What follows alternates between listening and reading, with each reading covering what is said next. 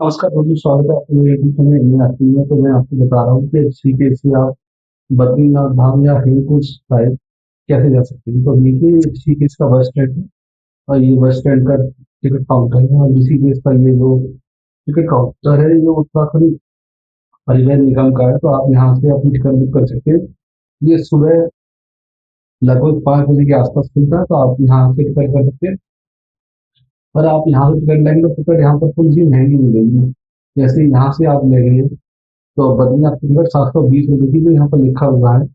और आप जब देखिए, ये स्टैंड है। अभी जब ये ऋषिकेश का स्टैंड है, तो जब आप इससे बाहर निकलेंगे तो मैं आपको दिखा रहा हूँ कि ये बाहर निकलने का व्यू पूरा, ये ऋषिकेश का स्टैंड है। ये बोलेरो गाड़ियाँ भी खड़ी हुई है, ये 1000 रुपये लेती है, 1000 से 12 रुपये पर बस है। तो आप बोलेरो गाड़ी से पास से जा सकते हैं। तो ये ऋषिकेश का बस स्टैंड है। ये सामने जो आपको दिखाई दे रहा है, गेट दिखाई दे रहा है।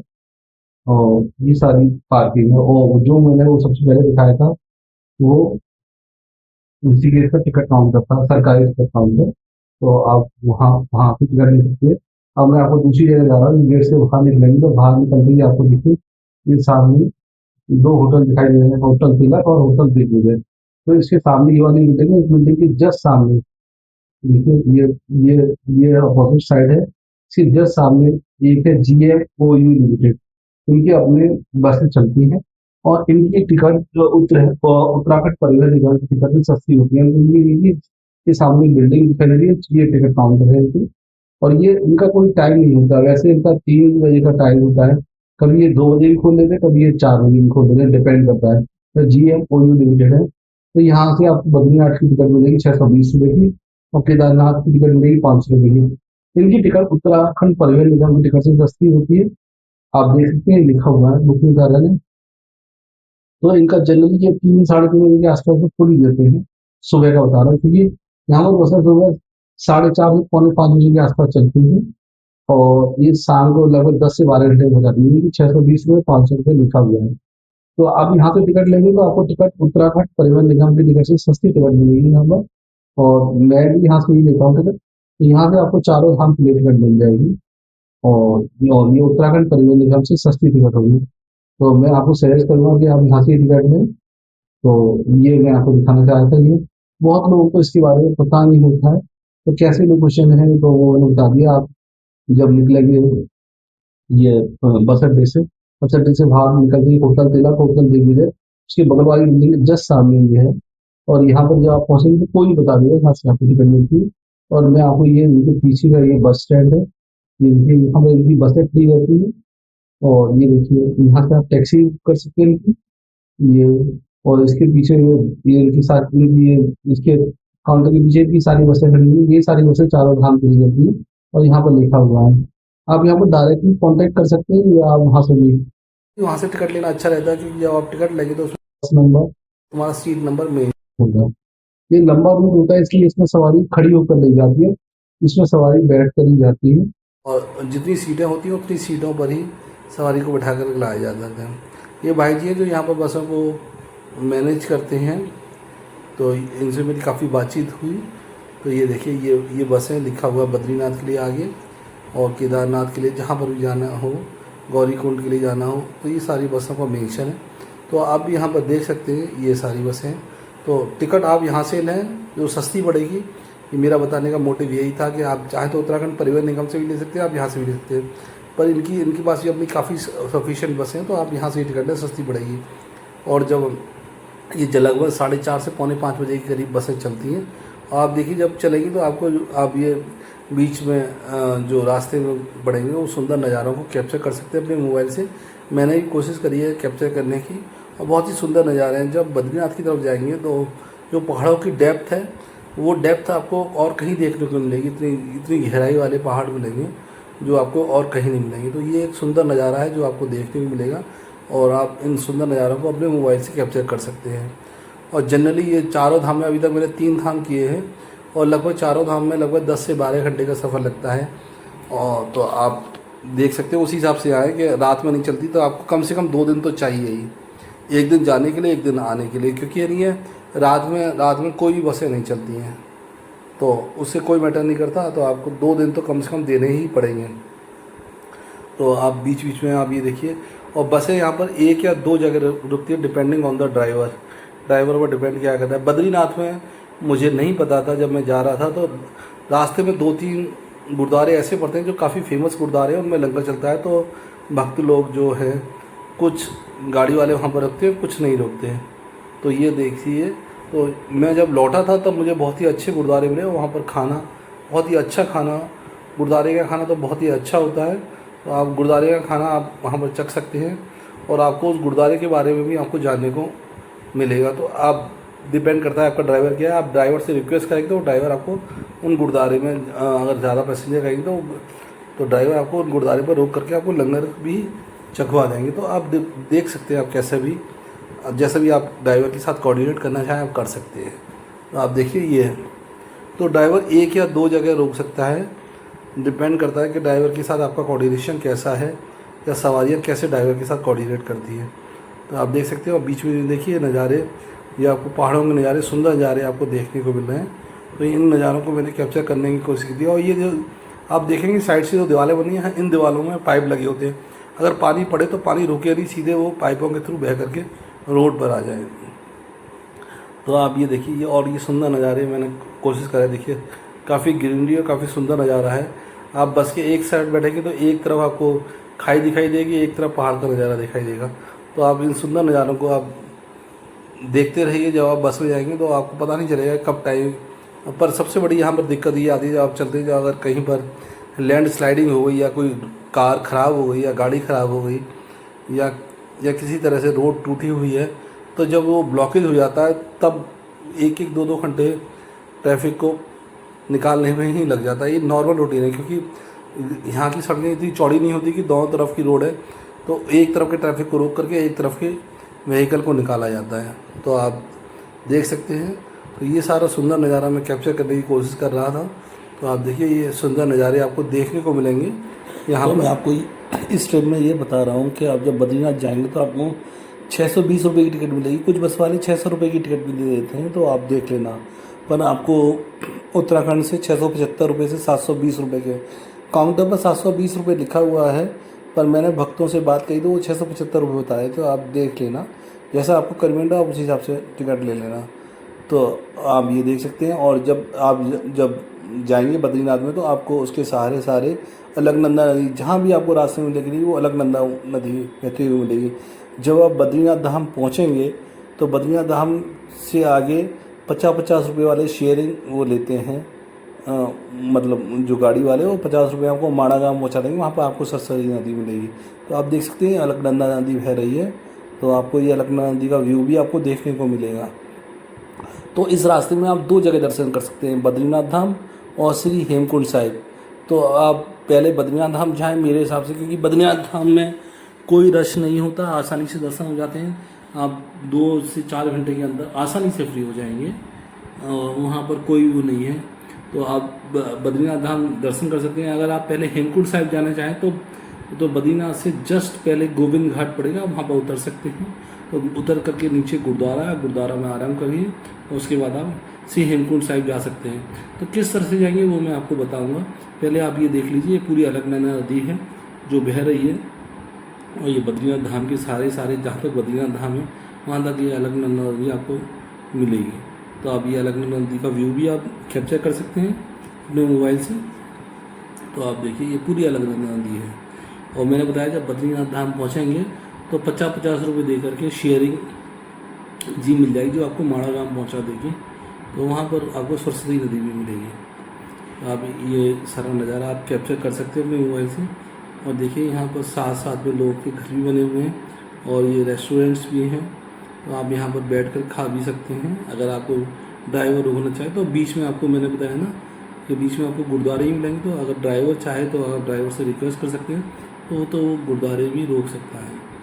तो जैसा आपका कोऑर्डिनेशन हो, बाकी तीर्थयात्रियों का कोऑर्डिनेशन हो, उस हिसाब से आप देख सकते हैं। आप ये देख सकते हैं। और ये नदी है अलकनंदा नदी। अलकनंदा नदी का व्यू भी बहुत प्यारा व्यू लगेगा, और बहुत साफ़ पानी है। आप जब जाएंगे, एक बीच में रेस्टोरेंट पड़ता है, वो अलकनंदा नदी के पास ही है, तो उससे पूरा अलकनंदा नदी का व्यू दिखेगा। आप देखिए, और ये आपको रोडें दिखाई दे रही है, इतनी दूर से मैं दिखा रहा हूँ, आप वो रोड भी देख सकते हैं। और ये पहाड़ों का व्यू आप देखिए, बहुत ही सुंदर नज़ारा देखने को मिलेगा। और यहाँ पर आपको कोई भी गंदगी नज़र नहीं आएगी। आगे चल कर क्या होगा कुछ पता नहीं, पर अभी बहुत ही साफ़ सुथरा नज़ारा है। तो इस ट्रिप में मैं आपको ये बताने वाला हूँ कि एक साथ आप बद्रीनाथ धाम के दर्शन कर सकते हैं और श्री हेमकुंड साहिब दोनों जा सकते हैं। तो उसमें थोड़ा ट्रिप की जर्नी थोड़ी लंबी हो जाएगी, पर आप एक ही रास्ते में, फिर आपको अलग अलग रास्ते नहीं जाना पड़ेगा, एक ही रास्ते से आप दोनों जगह दर्शन कर सकते हैं। तो आप देखिए अभी ये सूरज निकलने वाला है और ये देखिए सूरज निकलते हुए का व्यू है। बादल साफ़ नज़र आ रहे हैं और पहाड़ों का सुंदर व्यू, बिल्कुल ग्रीनरी वाला व्यू आपको दिखाई दे रहा है। तो आप इस चीज़ को भी अपने मोबाइल से कैप्चर कर सकते हैं। अभी बीच में आपको ऐसा व्यू भी दिखाई देगा जहाँ पर आपको छोटे छोटे घर, मतलब जब आप मोबाइल से देखेंगे दूर से तो वो छोटे छोटे घर ही नज़र आएंगे। तो यहाँ पर लोगों के घर कैसे बने हुए हैं पहाड़ों के बीच में, वो नज़ारा भी आपको देखने को मिलेगा और बहुत ही आपको मन मोहने वाला वो नज़ारा होगा। देखिए ये नज़ारा, ये ग्राउंड लेवल से, ग्राउंड लेवल पर भी पूरी घास नज़र आ रही है और ऊपर तक पूरी ग्रीनरी है। बीच बीच में आप देखेंगे ब्लू कलर का और लाइट वो दिखाई दे रहा है। बीच बीच में एक घर बने हुए हैं जो होते हैं और साइड से अलकनंदा नदी बह रही है। तो आप ये नज़ारा भी आपको देखने को मिलेगा। आप बीच बीच में जो आपको धब्बे से दिखाई दे रहे हैं, क्योंकि यहाँ पर धब्बे जो वो घर हैं, धब्बे नहीं है। अगर आप उसको स्टॉप करके जूम करके देखेंगे तो आपको घर दिखाई देंगे। देखिए सारे बीच में घर है। ये नज़ारा मैंने ख़ास तौर से कैप्चर किया है कि कैसे आप जंगलों में, पहाड़ों के बीच में लोगों के घर होते हैं और वो कैसे सर्वाइव करते हैं, उस जीवन को भी आप देख सकते हैं यहाँ पर। तो देखिए सारे बीच में घर बने हुए हैं पहाड़ों के बीच में और लोग रह रहे हैं और अपनी डेली जो रोज़मर्रा की ज़रूरतें हैं वो कैसे पूरी करते हैं वो आप देख सकते हैं यहाँ पर। आपको सिर्फ उनके घर ही दिखे, कैसे घर बने हुए हैं वो भी आपको सारा स्ट्रक्चर आपको दिखाई देगा। तो ये ऐसी सुंदर चीज़ें आपको मतलब ये पहाड़ी एरिया में ही आपको देखने को मिलेंगी जब आप बस से ट्रैवल करते हैं या अपने मीडियम से ट्रैवल कर सकते हैं। आप अपने मीडियम से भी जा सकते हैं, या कुछ लोग यहाँ पर स्कूटी रेंट पर, जो आपको ऋषिकेश से रेंट में मिल जाएंगे, आप रेंट से स्कूटी लेकर भी जा सकते हैं, जैसा आपको कन्वीनियंट हो। देखो अगर 2 जने हो तो स्कूटी रेंट पर लेकर भी जा सकते हैं, क्योंकि अकेला बंदा लगभग 300 किलोमीटर ना 300 किलोमीटर जाना बहुत ज़्यादा हेक्टिक हो जाता है। फिर उस पर से उधर है नहीं है, अगर श्री हेमकुंड साहिब जा रहे हैं तो उधर पैदल चलना भी होता है, तो पॉसिबल नहीं होगा सिंगल के लिए। अगर कोई जा सकता है तो देख ले अपनी स्टेमिना के हिसाब से, पर वो थोड़ा सा डिफ़िकल्ट प्रोसेस होती है। तो डिपेंड करता है। आप देख सकते हैं, ये देखिए ये सारा नज़ारा, बीच बीच में ये क्रेनें खड़ी रहती हैं। अगर कहीं पर लैंडस्लाइड हो जाए या रोड ब्लॉक हो जाए या रोड धंस जाए तो उसको मलबे को हटाने के लिए भी यहाँ पर बुलडोजर्स रहते हैं। तो ये पब्लिक की कन्वीनियंट के लिए रहता है। तो आप इसको देख सकते हैं और ये मैं सारा ये कैप्चर करके रखा हुआ है। बहुत ही सुंदर नज़ारे में, सारे नज़ारे तो पॉसिबल नहीं था कैप्चर करना, पर जितना पॉसिबल हुआ मैंने वो कैप्चर किया है और वो मैं आपको सारा दिखा रहा हूँ। तो आप इसको देख सकते हैं। तो मैंने पहले ही बताया था, आप यहाँ से 2 जगह श्री बद्रीनाथ धाम और श्री हेमकुंड साहिब दोनों के दर्शन कर सकते हैं। इसमें थोड़ा टाइम बढ़ जाएगा, क्योंकि श्री हेमकुंड साहिब का ट्रैक जो कहने में है कि 15 किलोमीटर आना 15 किलोमीटर जाना 30 किलोमीटर, पर मेरे हिसाब से वो 48 किलोमीटर है। अगर उसको सिंपल कैलकुलेशन में किया जाए, अगर ज़मीनी मैदान के हिसाब से किया जाए तो वो 45 से 48 किलोमीटर के बीच में बैठेगा। पर इनका आना जाना टोटल 30 किलोमीटर तो इनके हिसाब से है, पर वो मेरे हिसाब से नहीं है। तो आप देखिए मैंने जो कैप्चर किया इसमें देखिए जो छोटे छोटे ब्लू कलर के दिखाई दे रहे हैं या 2 डिफरेंट कलर के दिखाई दे रहे हैं, ये सारे घर बने हुए हैं। क्योंकि बस में जब चलते हैं तो काफ़ी दूर से ये छोटे छोटे घर ही नज़र आते हैं, पर एक्चुअल घर हैं वो। तो आप देख सकते हैं पहाड़ों के बीच में लोगों ने अपने घर कैसे बना रखे हैं, किस हिसाब से लगेगा जैसे आपको एक के ऊपर एक मल्टी स्टोरी बिल्डिंग है, पर वो सारे घर अलग अलग होते हैं। तो आप वो सारी चीज़ें आपको इसमें कैप्चर करने को मिलेंगी। तो आप देख सकते हैं। तो लगभग 10 से 12 घंटे का सफ़र होता है, डिपेंड करता है ट्रैफिक पे क्या है और ड्राइवर कितनी जगह रुकता है, कितनी देर रुक सकता है। पर 10 घंटे तो लग ही जाते हैं, 10 से 12 घंटे के बीच में मेरा अभी तक एक्सपीरियंस यही रहा है। बाकी मैं नहीं कहूँगा। देखिए दूर दूर में ये घर दिखाई दे रहे हैं, अगर आप इसको पॉज करके देखेंगे जूम करके तो वो उधर घर ही दिखाई देंगे। तो ख़ास तौर से पहाड़ों के बीच में घर कैसे होते हैं, दूर से कैसे दिखाई देते हैं, ये मैंने कैप्चर करने की कोशिश की है। तो आप भी जब जाएँ तो इन चीज़ों को देखेंगे तो देखिए वो सामने नीला कलर, ऑरेंज कलर में दिखाई दे रहा है, वो घर दिखाई दे रहे हैं। और ये अलकनंदा नदी है और इधर भी साइड से घर या रिसोर्ट्स बने हुए हैं जहाँ पर पब्लिक ठहरती है। तो जब भी आप रुकेंगे तो देखिए अब हम लोग यहाँ पर आ गए हैं। ये गोविंद घाट है, आप गोविंद घाट पर उतर सकते हैं गोविंद घाट से उतर करके नीचे गुरुद्वारे में आप आराम कर सकते हैं, उसके बाद अपनी यात्रा शुरू कर सकते हैं। तो मैं गोविंद घाट गया था, पर सबसे बड़ी दिक्कत ये है कि यहाँ पर आप 2 बजे या 3 बजे के बाद अलाउ नहीं करते जाने के लिए, तो आप सुबह ही ट्रैवल करें। तो मैं सीधे बद्रीनाथ गया था, तो मैं आपको बता रहा हूँ आप गोविंद घाट उतर सकते हैं श्री हेमकुंड साहिब के दर्शन करने के लिए, या आप चाहें तो पहले बद्रीनाथ धाम जा सकते हैं। मैं पहले बद्रीनाथ धाम गया था, तो आप देख लें जैसा आपको कन्वीनियंट हो। तो अगर आप पहले यहाँ पर जाएंगे तो यहाँ से 100 रुपये लेंगे बद्रीनाथ धाम जाने के लिए, बस या शेयरिंग बाइक, आप किसी को ज़्यादा पैसे ना दें। तो देखिए ये आप बद्रीनाथ धाम का ये बस स्टैंड आ गया, ये जहाँ पर बसें खड़ी रहती हैं। तो आप यहाँ से मुश्किल से 1 किलोमीटर की वॉकिंग डिस्टेंस होगा, एक किलोमीटर के वॉकिंग डिस्टेंस के बाद आप जाएंगे तो हाँ, यहाँ पर भी तप्त कुंड है, आप इस तप्त कुंड में नहा सकते हैं आसानी से, और बहुत ही आपको अच्छा फील होगा। और तप्त कुंड के नहाने के बाद ही आप सीधे दर्शन करने जाएँ। तप्त कुंड और उनके बीच में, मतलब मंदिर के बीच में 200 मीटर का डिस्टेंस होगा मैक्सिमम। तो आप पहले तप्त कुंड में नहा लें, उसके बाद आप दर्शन कर लें। तो ये देखिए मैं आपको साइड का नज़ारा दिखा रहा हूँ। बद्रीनाथ धाम से जब बस स्टैंड से आप जाएंगे तो ये साइड में ही पड़ेंगे आपको। यहाँ पर डॉर्मेटरी 200 से 300 रुपये में, और होटल रूम 500 रुपये में आसानी से मिल जाएगा। 500-600 रुपये में बहुत अच्छा कमरा मिल जाएगा। मैं आपको यहाँ पर वो जगह भी बताता हूँ जहाँ पर आप फ्री में रह सकते हैं। बद्रीनाथ धाम में जाएंगे फ्री में रह सकते हैं, फ्री में खा सकते हैं। तो खाना पीना सबसे बड़ा, देखिए ये सारा बोर्ड लगे हुए, साइन बोर्ड, ये तप्त कुंड कहाँ पर है, कहाँ पर जाने का रास्ता है। और तप्त कुंड से ही आपको अब वो दिखाई दे जाएगा बद्रीनाथ धाम, तो वहाँ पर आप भगवान जी के दर्शन कर सकते हैं। तो ये देखिए मैंने बताया ना मैक्सिमम 1 किलोमीटर होगा, 1 किलोमीटर के बाद आप पहुँचते ही आप सीधे बद्रीनाथ धाम पहुँचाएंगे। वहाँ पर तप्त कुंड में नहाते ही भगवान जी के दर्शन कर लीजिए और आपकी यात्रा पूरी हो जाएगी। आप जाना चाहें तो 50 रुपये दे करके यहाँ से माड़ागाम जा सकते हैं, वहाँ जहाँ पर सरस्वती नदी बहती है, और सरस्वती माँ के दर्शन कर सकते हैं। और आप यहाँ से आपको देखो सिटी का व्यू भी, ये थोड़ा सा ऊंचाई पर है तो आपको सिटी का व्यू भी देखने को मिलेगा। और ये जो अब जब जाएंगे 1 किलोमीटर बस स्टैंड से पैदल चलेंगे तो आपको रास्ते में जो दुकानें या मार्केट पाएंगे तो आपको पता चल जाएगा कि मार्केट से आप क्या ले सकते हैं। आपको गर्म कपड़े ही मिलेंगे जिससे कि आप ठंड से बच सकें, और भगवान के सामान भी मिल सकते हैं, पूजा पाठ के सामान मिलेंगे। तो ये जो रास्ता जा रहा है सीधे मंदिर के लिए जा रहा है। तो जब मंदिर के लिए जाएंगे तो एक ब्रिज आपको क्रॉस करना पड़ेगा जो अलकनंदा नदी के ऊपर से बन रहा है। उस ब्रिज की क्रॉस करते ही सीधे तप्त कुंड आ जाएगा। तप्त कुंड में नहाइए, उसके बाद दर्शन करिए। तो ये बहुत ही अच्छा वो रहेगा। भक्त लोग ऐसे ही करते हैं। देखिए ये अलकनंदा नदी बह रही है, और जो देखिए वो झंडे दिखाई दे रहे हैं वो ही मेन भवन है जहाँ पर श्री बद्रीनाथ के भगवान के दर्शन होंगे। और ये ब्रिज दिखाई दे रहा है, इसी ब्रिज को क्रॉस करते ही नीचे उतरते ही आपको तप्त कुंड मिलेगा। और जब आप तप्त कुंड में नहाएंगे तो वहाँ पर तमाम वो लॉकर वाले होंगे जो आपका सामान रख लेंगे। उस सामान के अगेंस्ट में वो पैसे नहीं देते, पर उनकी कंडीशन होती है कि आप हमसे प्रसाद खरीदें। इसके अगेंस्ट में वो आपको एक बाल्टी देंगे, क्योंकि वहाँ पर तप्त कुंड में आप डायरेक्ट नहीं जा सकते हैं, बहुत गर्म पानी होता है। तो आप एक बाल्टी लेकर ही उस पानी को अपने ऊपर डाल सकते हैं। तो आप देख सकते हैं आप या ठंडे में गर्म पानी मिक्स करके नहा सकते हैं। तो आप देखिए ये सारा है, मैं आपको व्यू दिखा रहा हूँ। देखिए अलकनंदा नदी का ऊपर से व्यू है, तो आप इसको देख सकते हैं। तो आप देखिए ये सारी चीज़ें, और ये मेन भवन का है, ये मेन भवन है बद्रीनाथ धाम का। तो इस भवन में दर्शन कर सकते हैं आप। और जब मैं गया था तो क्या कहते हैं कि शाम के टाइम बंद रहता है, मतलब बाहर से दर्शन कर सकते हैं। अंदर दर्शन करने के लिए आपको 500 रुपये 1000 रुपये की कुछ इनकी टिकट होती है। उसको विशेष आरती या जो VIP पास कर लीजिए, उसके लिए आपको अलग से टिकट कटवानी पड़ेगी, तभी आप अंदर जा सकते हैं। तो ये थोड़ा सा यहाँ पर हमारे सिस्टम में कुछ ड्रॉबैक्स हैं जिसका मैं नहीं कहूँगा। तो आप देख सकते हैं मैंने तो बाहर से दर्शन किए। कुछ लोग हज़ार काउंटर बाहर ही लगे होते हैं। आप 500 रुपये 1000 रुपये दे करके आपको अलग से एक प्रिंट आउट निकाल कर दे देंगे। उस प्रिंट आउट के थ्रू आप दे करके जमा करके आप अंदर मेन भवन के अंदर जा सकते हैं। तो ये देखिए ये मेन भवन में जाने के लिए लाइन लगी हुई है।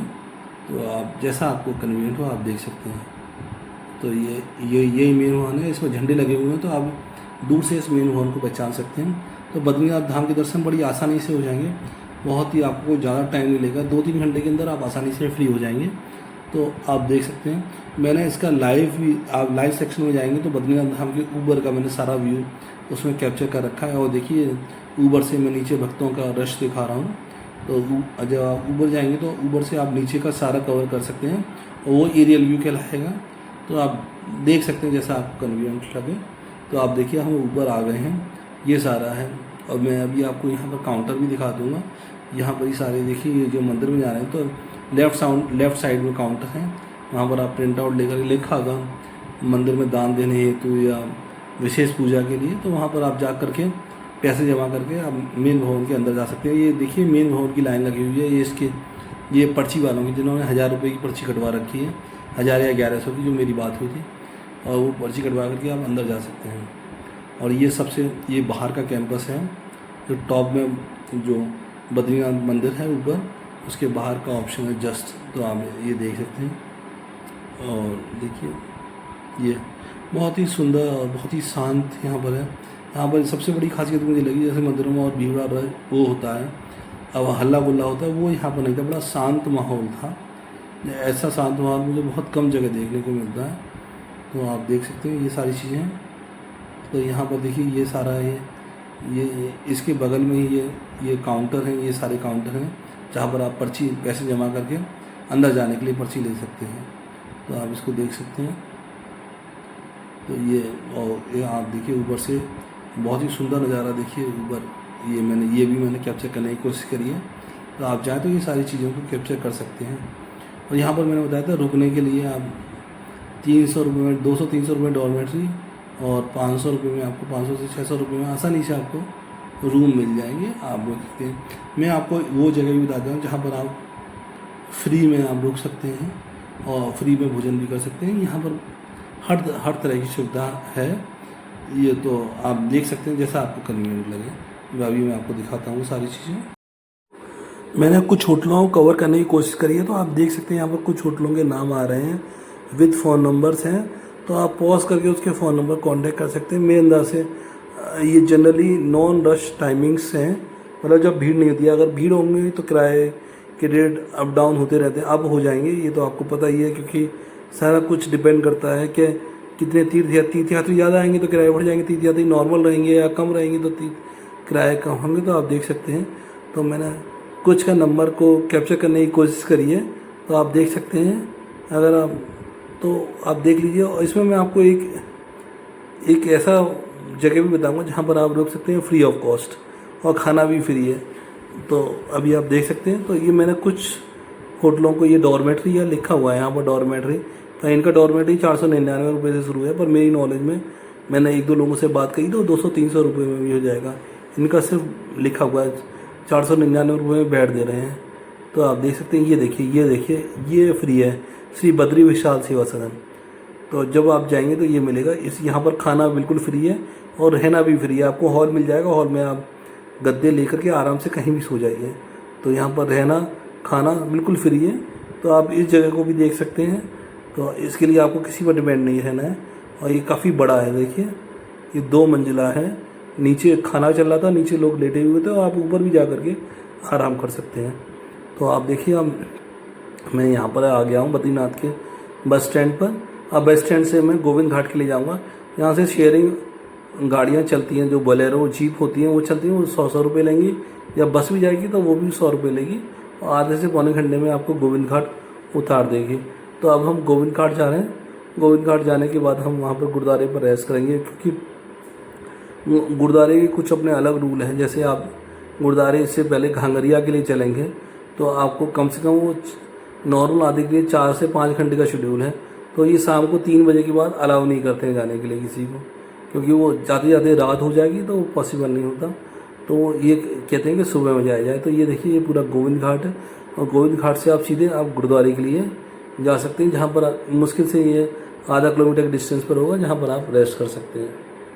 तो आपको गुरुद्वारे में जाना है, अपना आई कार्ड दिखा देना, और जो भी आपकी रिक्वायरमेंट है आपको कमरा चाहिए, या आप सिंगल है तो उस हिसाब से ये मैनेज कर देंगे। और यहाँ पर 24 घंटे चाय की सेवा और प्रसाद की सेवा चलती रहती है। तो आप यहाँ पर रुकिए। और अच्छा, एक चीज और है, जब आप ऊपर के लिए जाएंगे, गुरुद्वारे में मत्था टेक लेंगे श्री हेमकुंड साहिब में, तो यहाँ पर यह है कि 3 बजे के बाद ये अलाउ नहीं करते, क्योंकि पहुंचते पहुंचते रात हो जाएगी, जंगल एरिया है, तो उस वजह से ये लोग अलाउ नहीं करते। तो कोशिश करिए कि आप 3 बजे के बाद ना जाएं। और तो हम मैंने यहाँ पर रात में स्टे किया था और मैं सुबह निकला था तो सुबह धांगरिया तक का 9 किलोमीटर का डिस्टेंस है। आप देखिए ये भक्त लोग जा रहे हैं। जैसे ही आप निकलेंगे यहाँ से तो एक एक पुल को क्रॉस करेंगे और पुल को क्रॉस करने के बाद आपके यहाँ जीप खड़ी होंगी जो 12 सवारी या 10 सवारी भर करके चलती है और वो 60 रुपये पर सवारी लेती है और वो 4 किलोमीटर के दूर तक डिस्टेंस तक जो चेक पोस्ट पर रजिस्ट्रेशन चेक पॉइंट होता है वहां तक आपको छोड़ देंगे। तो आप देखिए ये अलकनंदा नदी बह रही है साइड से और ये तीर्थयात्री लोग जा रहे हैं श्री हेमकुंड साहिब के दर्शन के लिए। तो ये देखिए तो आगे ही पुल आएगा, उस पुल को क्रॉस करते ही आपको जीप मिल जाएंगी जो 60 रुपये पर सवारी लेती है। तो और उसमें आप बैठे 4 किलोमीटर के बाद आप ये चेक पोस्ट पर जाएंगे जहाँ पर आपका चेकिंग होती है। जो आपने कार्ड बना रखा है या आपने रजिस्ट्रेशन नहीं करवा रखा तो आप आधार कार्ड दे दीजिए, वो रजिस्ट्रेशन तुरंत कर देते हैं। तो उसके बाद आपका 9 किलोमीटर का डिस्टेंस स्टार्ट हो जाएगा पैदल का। देखिए ये मेहता पार्किंग है इसी गुरुद्वारे के पास में लिखा हुआ है गोघाट। और ये गेट नंबर 2 है। गेट नंबर 1 वो है जहाँ से तीर्थयात्री लोग गुरुद्वारे के अंदर एंटर करते हैं। तो आप देखिए ये सारी जगह आ गई।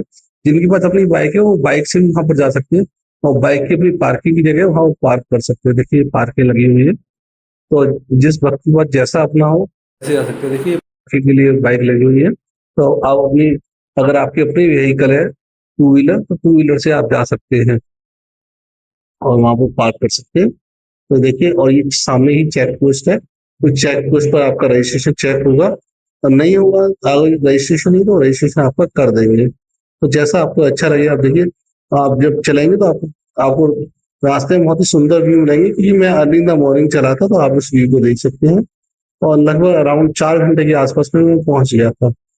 देखिए अपनी स्पीड कुछ लोग 3 घंटे में भी पहुंच गए थे तो जिसका जैसी स्पीड हो वो उसी हिसाब से चल सकता है। और देखिए ये लकड़ी का पुल है इसको क्रॉस करते हुए तो बीच में झरने दिखाई देंगे, वाटरफॉल भी दिखाई देंगे तो उसके व्यू को भी आप कैप्चर करते चले।